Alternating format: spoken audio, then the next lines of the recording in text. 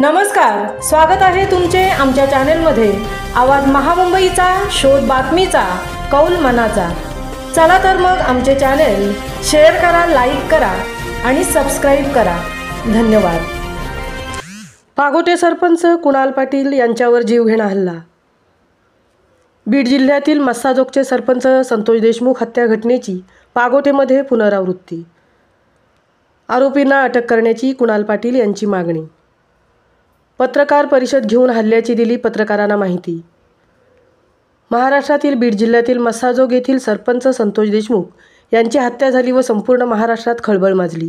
ही घटना ताजी असतानाच रायगड जिल्ह्यातील उरण तालुक्यातील पागोटे येथे पुन्हा एकदा तशीच पुनरावृत्ती घडली आहे। बीड जिल्ह्यातील मस्साजोग सरपंच हत्या प्रकरणाची पुनरावृत्ती पागोटे येथे झाल्याने पुन्हा एकदा जनतेच्या सेवेसाठी 24 तास उपलब्ध असलेल्या सरपंचांच्या सुरक्षेचा मुद्दा पुन्हा एकदा ऐरणीवर आला आहे। पागोटे गावचे सरपंच कुणाल अरुण पाटील वय 28, धंदा व्यवसाय, राहणार पागोटे, पोस्ट JNPT, तालुका उरण, जिल्हा रायगड हे पागोटे गावात त्यांच्या कुटुंबासह राहतात। ते सरपंच असून त्यांचे मे एक्सप्रेस लॉजिस्टिक नावाने कंपनीत कार्यरत आहेत। ते सरपंच कुणाल पाटील हे अनेक वर्ष गावात व गावच्या आजूबाजूच्या परिसरात समाज प्रबोधनाची कामे करतात। व्यावसायिक कामे, शिवसेना शाखेची कामे व समाज प्रबोधनाची कामे हे नवघर कुंडेगाव रस्त्यावर, तालुका उरण, जिल्हा रायगड येथील कंटेनर केबिनच्या ऑफिसमधून करीत असतात। दिनांक 9/10/2024 रोजी दुपारी 3 वाजताच्या सुमारास सरपंच कुणाल पाटील हे कुंडेगाव नवघर रस्त्याच्या बाजूला असलेल्या कंटेनर ऑफिसमध्ये काम करीत असताना काही इसम आरडाओरडा करत ऑफिसच्या बाहेर आले व त्यांनी अश्लील भाषेत शिवीगाळ करत धमकी देत सरपंच कुणाल पाटील व त्यांच्या 2 साथीदारांवर जीवघेणा हल्ला केला। अत्यंत भयानक असा हा हल्ला होता।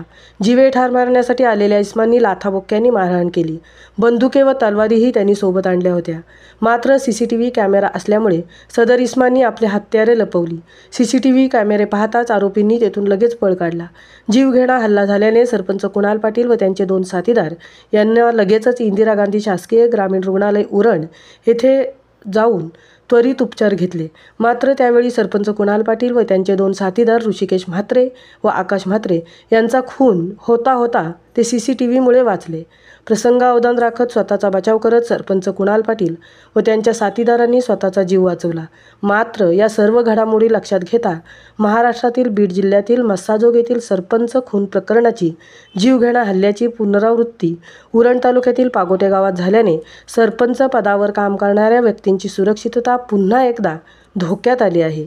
पोलीस प्रशासन व महाराष्ट्र शासनाचे सरपंचांच्या अशा घटनेकडे दुर्लक्ष केल्याने पुन्हा असे प्रकार होत असल्याने पोलीस प्रशासनाच्या व महाराष्ट्र शासनाच्या भूमिकेवर आता पुन्हा एकदा संशय निर्माण झाला आहे।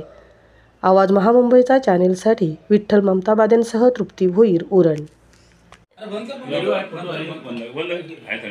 फोटो आणि व्हिडिओ देते पत्रकारांना पण पूर्ण त्याच्यात सर्व आहेत। गाड्या सहित त्यांचं पकडताना मारताना तो चिडला कुठं बघा सरपंच याच्यात त्याची हार झाली तिथं तिरावापासून तो रागच आहे। सध्या वाद कशावर झाला? सध्या वाद त्याचा तोच कामधंदा त्याचं कामधंदे म्हणजे मी सरपंच झाल्यापासून म्हणजे मला कामं भेटली, तो राग हारला, तो त्याची थोडी बदनामी झाली हल्ल्यामुळं आणि तेच राग त्याचे धंदे मला भेटायला लागले। त्याला भेटत नाही ट्रान्सपोर्टमध्ये शेवटी मी आता धंदे भेटायला तो एक राग त्याचा मनातला।